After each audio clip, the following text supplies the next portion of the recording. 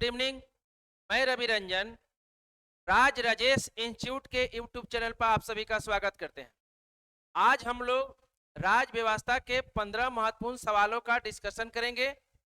तो आप लोग वीडियो में अंत तक बने रहें और वीडियो को ज़्यादा से ज़्यादा शेयर करेंगे। यह प्रश्न आप लोगों को बिहार एसएससी, बिहार दरोगा, बिहार सचिवालय सहायक एवं तमाम एग्जाम के लिए महत्वपूर्ण साबित होंगे। तो आइए आज के पहले सवाल को देखते हैं। देखेंगे आज का पहला सवाल है,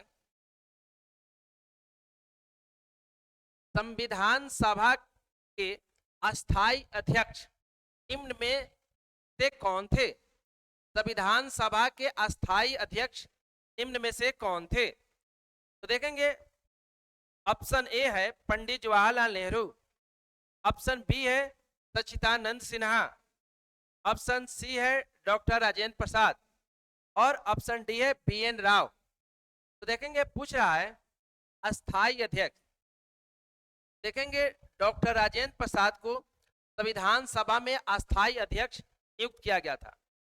11 दिसंबर 1946 को डॉक्टर राजेंद्र प्रसाद को संविधान सभा का अस्थायी अध्यक्ष नियुक्त किया गया था। देखेंगे डॉक्टर सच्चिदानंद सिन्हा जिन्हें 9 दिसंबर 1946 को संविधान सभा का अस्थायी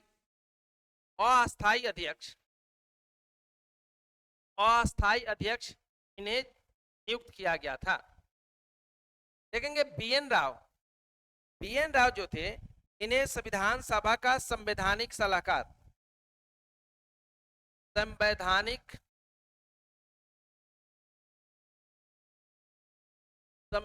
सलाहकार इन्हें नियुक्त किया गया था। आइए आज के दूसरे नंबर सवाल को देखते हैं। देखेंगे दूसरा नंबर सवाल है, संविधान सभा की सबसे पहले मांग की गई। देखेंगे संविधान निर्माण के लिए संविधान सभा की मांग सबसे पहले कब की गई? देखेंगे ऑप्शन है 1895 ईस्वी, ऑप्शन बी है 1922 ईस्वी, ऑप्शन सी है 1934 ईस्वी, ऑप्शन डी है 1928 ईस्वी।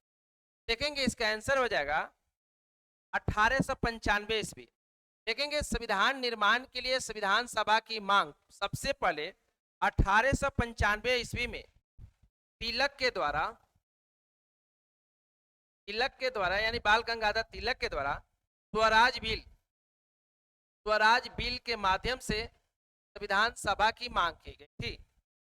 देखेंगे 1922 में महात्मा गांधी के द्वारा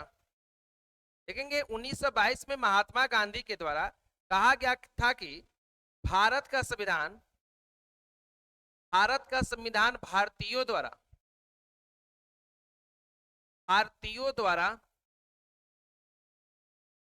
निर्मित होगा। भारत का संविधान भारतीयों द्वारा निर्मित होगा। देखेंगे मानवेंद्र नाथ राय यानी एम एन राय के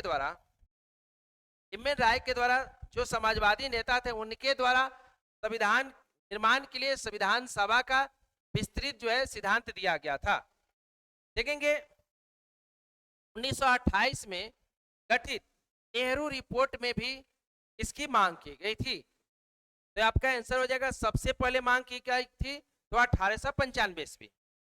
आइए आज के अगले सवाल को देखेंगे। आज का तीसरा नंबर सवाल है, संविधान सभा में देशी रियासत के लिए कितना सीट निर्धारित किया गया था?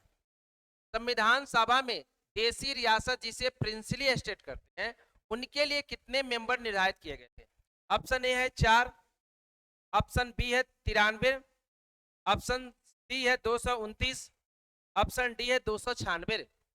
तो देखेंगे आंसर हो जाएगा 93। देशी रियासत के लिए संविधान सभा में जो है 93 मेंबर निर्धारित थे। देखेंगे कैबिनेट मिशन के योजना के आधार पर संविधान सभा का गठन किया गया था, जिसमें निर्धारित किया गया था कि 10 लाख की आबादी पर एक मेंबर होंगे। अर्थात उस समय के तत्कालीन जनसंख्या के आधार पर संविधान सभा में 389 मेंबर थे। देखेंगे जिसको बांटा गया था ब्रिटिश प्रांत में, ब्रिटिश प्रांत, प्रिंस के बाद जो देखेंगे देसी रियासत, देसी रियासत, और जो था एक था चीफ कमिश्नरी स्टेट, चीफ कमिश्नरी स्टेट। इस तरह से जो है बांटा गया था। तो देखेंगे 292 जो मेंबर थे, 292 मेंबर थे ब्रिटिश प्रांत से, 4 मेंबर थे चीफ कमिश्नरी स्टेट से, और 93 मेंबर थे देसी रियासत से। वहीं आपके सवाल पूछे जा रहे हैं, जो देसी रियासत से कितने मेंबर थे, तो 93 मेंबर थे। और देखेंगे 292 प्लस 4 296 मेंबर का चुनाव हुआ था, और जो है 93 मेंबर का जो है राजा लोग जो है इन्हें मनोनीत करके संविधान सभा में भेजा था। देखेंगे 4 कमिश्नरी स्टेट कौन कौन था, देखेंगे इसमें 4 कमिश्नरी स्टेट था, इसमें दिल्ली था, अजमेर था, कुर्ग था, और बलूचिस्तान था, बलूचिस्तान था। देखेंगे ये जो है 4 चीफ कमिश्नरी स्टेट। आइए अगले सवाल को देखते हैं। देखेंगे संविधान सभा में कितने जनसंख्या पर एक प्रतिनिधि की व्यवस्था की थी। देखेंगे संविधान सभा में कितने जनसंख्या पर एक मेंबर का प्रावधान किया गया था। ऑप्शन है 10 लाख, ऑप्शन बी है 1 लाख, ऑप्शन सी है 11 लाख, ऑप्शन डी है 7.5 लाख। देखेंगे कैबिनेट मिशन योजना के आधार पर यह निर्धारित किया गया था कि 10 लाख के जनसंख्या पर एक मेंबर होंगे। इसी तरह 10 लाख के जनसंख्या पर एक मेंबर होंगे, तो उस समय के जनसंख्या के आधार पर संविधान सभा में टोटल मेंबर थे 389 मेंबर थे। ठीक है, आइए अगले सवाल को देखते हैं। देखेंगे अगला सवाल है, संविधान सभा में सभी निर्णय किस आधार पर लिए जाते थे। देखेंगे संविधान सभा में 389 मेंबर थे प्रारंभ में, जो बाद में संविधान सभा का विभाजन होने के बाद इसमें मेंबर हो गए 299। ठीक है, और जो है अंतिम जब भारत का संविधान बन के तैयार हुआ, तो उस समय जो है भारत का संविधान जब बन के तैयार हुआ, तो इसमें जो है फाइनली रूप से 284 सदस्यों ने हस्ताक्षर किया था। तो देखेंगे जो हमारे संविधान सभा के जो मेंबर थे उनका जो निर्णय कैसे होता था, तो सहमति और समायोजन के आधार पर वो लोग निर्णय लेते थे। आंसर आपका हो जाएगा डी। आइए आज के अगले सवाल को देखते हैं। देखेंगे संविधान सभा का गठन निम्न योजना के आधार पर हुआ था। ऑप्शन ए है अगस्त प्रस्ताव, ऑप्शन बी है lord Mountbatten plan, option C है क्रिप्स प्रस्ताव, और ऑप्शन डी है कैबिनेट मिशन योजना। तो आप लोग भी कमेंट बॉक्स में आंसर देंगे कि भारत में संविधान के निर्माण के लिए जो संविधान सभा का गठन हुआ था किस योजना के आधार पर हुआ था। देखेंगे आंसर हो जाएगा कैबिनेट मिशन योजना 1946। कैबिनेट मिशन योजना 1946 के द्वारा संविधान निर्माण के लिए संविधान सभा का गठन हुआ था। देखेंगे अगस्त प्रस्ताव जो 1940 में अगस्त प्रस्ताव आया था, और इसी अगस्त प्रस्ताव में अंग्रेजों ने पहली बार संविधान निर्माण के लिए भारतीयों से चर्चा किया था। देखेंगे चर्चा किया था, पहली बार अंग्रेजों ने संविधान निर्माण के लिए भारतीयों से चर्चा किया था अगस्त प्रस्ताव में। देखेंगे क्रिप्स प्रस्ताव जो 1942 में 1942 में क्रिप्स प्रस्ताव आया था, और देखेंगे इस क्रिप्स प्रस्ताव के जो अध्यक्ष थे, चेयरमैन जो थे, उनका नाम था सर स्टेफर्ड क्रिप्स। उन्हीं के नाम पर यह क्रिप्स प्रस्ताव पड़ा था। क्रिप्स प्रस्ताव में पहली बार अंग्रेजों ने संविधान निर्माण के लिए संविधान सभा के विषय पर चर्चा किया, और यह बोला कि द्वितीय विश्व युद्ध की समाप्ति के बाद संविधान निर्माण होगा, जिसे कांग्रेस ने अस्वीकार कर दिया, और महात्मा गांधी ने इसी क्रिप्स प्रस्ताव को पोस्ट डेटेड चेक कहा था। ध्यान रखेंगे कई बार एग्जाम में पूछे गए हैं महात्मा गांधी किसको पोस्ट डेटेड चेक कहा था? तो महात्मा गांधी क्रिप्स प्रस्ताव को ही पोस्ट डेटेड चेक कहा था। देखेंगे सवाल पूछे जाते हैं, जब क्रिप्स प्रस्ताव आया था तो उससे वार्ताकार के रूप में कांग्रेस के तरफ से कौन थे? तो देखेंगे पंडित जवाहरलाल नेहरू और मौलाना अबुल कलाम आजाद जो थे, क्रिप्स प्रस्ताव से चर्चा के लिए कांग्रेस के तरफ से भेजे गए थे। देखेंगे Lord Mountbatten plan 1947 Lord Mountbatten plan के द्वारा ही भारत और पाकिस्तान का जो है विभाजन किया गया। आइए अगले सवाल को देखते हैं। देखेंगे यह है क्वेश्चन, नीचे दिए गए महिला सदस्यों में कौन सी महिला सदस्य संविधान सभा में बिहार का प्रतिनिधित्व किया?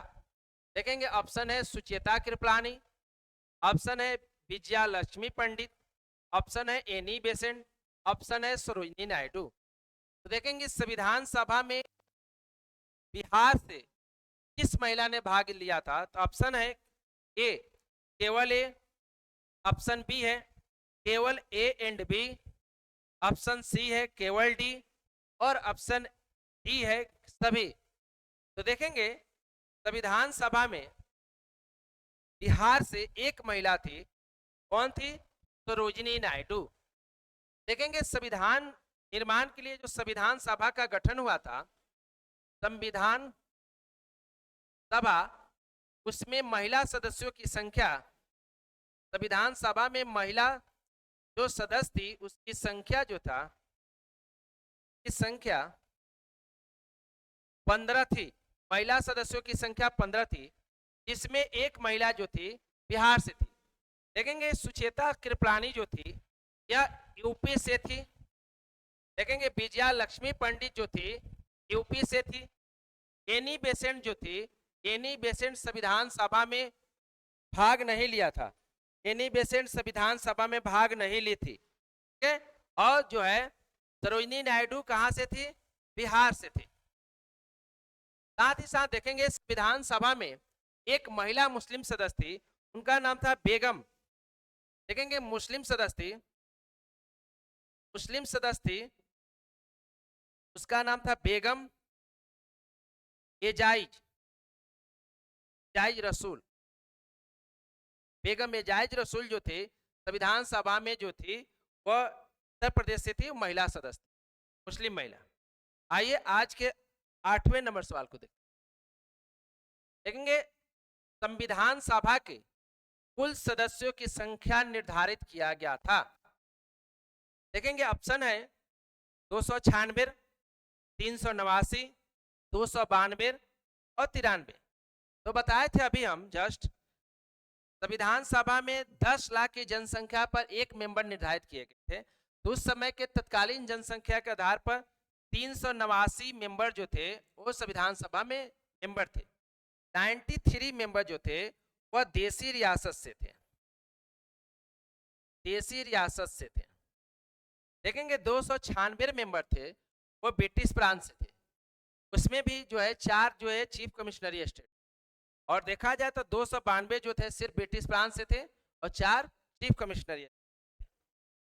आइए आज के 9 नंबर सवाल को देखते हैं। देश प्रस्ताव को संविधान सभा द्वारा कब स्वीकृति प्रदान किया गया?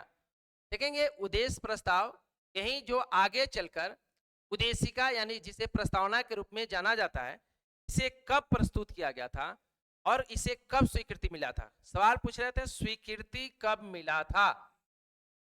देखेंगे ऑप्शन है 13 जनवरी 1946, 22 जनवरी 1947, 22 दिसंबर 1946, 22 जुलाई 1947। देखेंगे उद्देश्य प्रस्ताव को संविधान सभा के द्वारा 22 जनवरी 1947 को स्वीकार किया गया था। और देखेंगे 13 जनवरी 1946 को, देखेंगे 13 जनवरी 1946 को दे रहा है, यहाँ पर 13 दिसंबर हो जाएगा। 13 दिसंबर 1946 को जवाहरलाल नेहरू ने उद्देश्य प्रस्ताव प्रस्तुत किया। देश प्रस्ताव प्रस्तुत किया, जिसे जिसे संविधान सभा ने 22 जनवरी 1947 को स्वीकार किया। यहाँ पर हो जाएगा 22 जनवरी नहीं होकर 22 दिसंबर 1946 याद रखेंगे। इसे देश प्रस्ताव पंडित जवाहरलाल नेहरू ने प्रस्तुत किया। और देखेंगे 22 जुलाई 1947 को संविधान सभा ने ध्वज, भारतीय जो ध्वज है तिरंगा, उसे स्वीकार किया। ध्वज को स्वीकार किया गया, स्वीकार किया गया। ठीक है, आइए आज के अगले सवाल को देखेंगे। सवाल है, नीचे दिए गए विकल्पों में से कौन सी देशी रियासत संविधान सभा में भाग नहीं लिया था? देखेंगे, ऑप्शन है जूनागढ़, जम्मू कश्मीर, हैदराबाद, त्रावणकोर। ऑप्शन है केवल बी, ऑप्शन है केवल A and B, option C है केवल सी सभी। तो देखेंगे वह देशी रियासत कौन था जो संविधान निर्माण के लिए संविधान सभा में भाग नहीं लिया था? तो आंसर हो जाएगा केवल सी, अर्थात हैदराबाद देशी रियासत ने अपना कोई भी मेंबर संविधान निर्माण के लिए संविधान सभा में नहीं भेजा था। देखेंगे संविधान जो है, जब भारत और पाकिस्तान का विभाजन हुआ तो 3 देशी रियासत हैदराबाद, जम्मू कश्मीर और जूनागढ़ अपने को स्वतंत्र अस्तित्व बनाए रखे। देखेंगे जूनागढ़ देशी रियासत को भारत में जनमत संग्रह के द्वारा भारत में मिलाया गया। देखेंगे जम्मू कश्मीर को स्टील स्टैंड एग्रीमेंट, जिसे विलय पत्र कहते हैं, विलय पत्र पर हस्ताक्षर के द्वारा जम्मू कश्मीर को भारत में शामिल किया गया। और हैदराबाद, जिसे सैन्य कार्रवाई से पुलिस कार्रवाई भी बोलते हैं, ऑपरेशन पोलो के द्वारा हैदराबाद देशी रियासत को भारत में मिलाया गया। आइए अगले सवाल को देखें।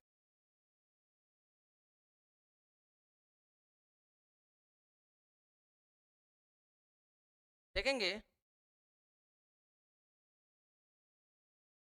संविधान सभा के मांग को कांग्रेस के किस अधिवेशन में स्वीकार किया गया? संविधान सभा के मांग को कांग्रेस के किस अधिवेशन में स्वीकार किया गया?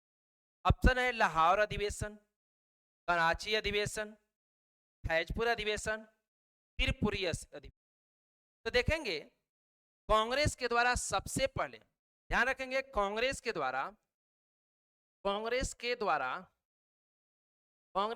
सबसे पहले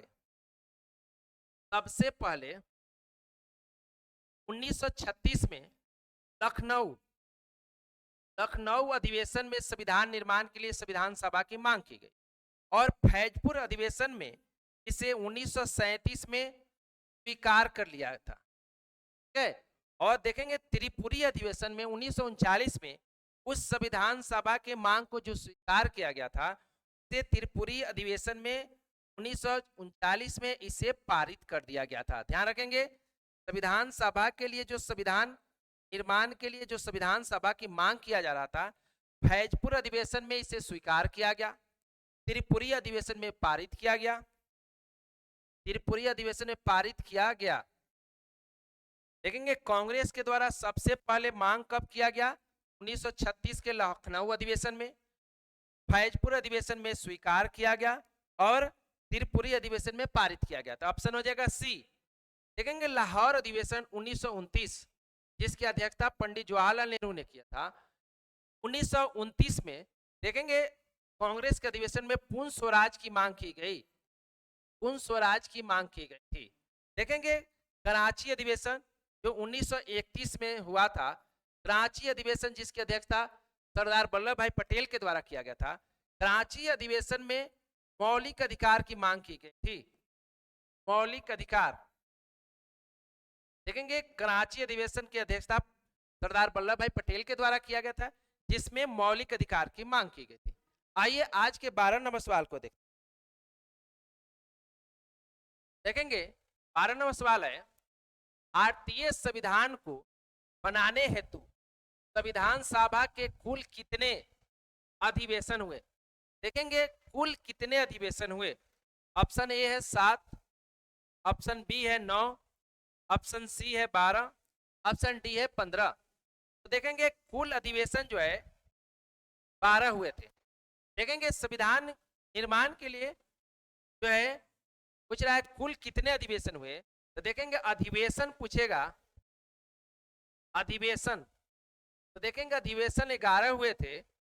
अगर अंतिम बैठक को इसमें शामिल किया जाए, अंतिम कुल पूछ रहा है अंतिम बैठक, तो 12 हो जाते हैं, क्योंकि संविधान सभा की अंतिम बैठक 24 जनवरी 1950 को आयोजित किया गया था। इस तरह से ऑप्शन हो जाएगा आपका सी 12। देखेंगे 13 नंबर सवाल है, संविधान सभा में उद्देश्य प्रस्ताव निम्न में से किस तिथि को, उद्देश्य प्रस्ताव किस तिथि को प्रस्तुत किए गए थे। 9 दिसंबर 1946, 11 दिसंबर 1946, 13 दिसंबर 1946, 22 जनवरी 1947। अभी हम बता रहे थे कि पंडित जवाहरलाल नेहरू के द्वारा 13 दिसंबर 1946 को उद्देश्य प्रस्ताव प्रस्तुत किए गए। देखेंगे 9 दिसंबर 1946 को संविधान सभा की जो पहली बैठक हुई, इसी में डॉक्टर सच्चिदानंद सिन्हा को संविधान सभा का अस्थायी अध्यक्ष यानी प्रोटेम स्पीकर नियुक्त किया गया। और अगले बैठक 11 दिसंबर 1946 को जो हुआ था, जिसमें डॉक्टर राजेंद्र प्रसाद को संविधान सभा का अस्थायी अध्यक्ष चुन लिया गया। देखेंगे 22 जनवरी 1947 को जो है संविधान सभा के द्वारा उद्देश्य प्रस्ताव को स्वीकार किया गया। 22 जनवरी 1947 को उद्देश्य प्रस्ताव को संविधान सभा ने स्वीकार कर लिया। आइए अगले सवाल को देखते हैं। देखेंगे संविधान सभा के कौन से सदस्य बिहार से संबंधित थे। देखेंगे डॉक्टर राजेंद्र प्रसाद, दीप नारायण सिंह, केटी शाह, सभी। तो आप लोग भी बताएंगे संविधान सभा के वह मेंबर कौन थे जो संविधान सभा के मेंबर बिहार से संबंधित थे। देंगे इसके अलावा भी थे सच्चिदानंद सिन्हा भी बिहार के थे, डॉक्टर राजेंद्र प्रसाद जो संविधान सभा के अस्थायी अध्यक्ष थे, दीप नारायण सिंह, केटी शाह, ये सारे लोग जो है बिहार के मेंबर थे। आइए अगले सवाल को देखते हैं।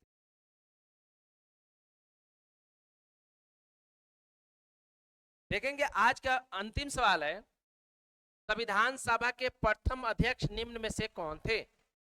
संविधान सभा के प्रथम अध्यक्ष कौन थे। Doctor Rajendra Prasad, doctor Bhimrao Ambedkar, doctor सच्चिदानंद सिन्हा, सरदार वल्लभ भाई पटेल। तो देखेंगे आंसर हो जाएगा डॉक्टर सच्चिदानंद सिन्हा।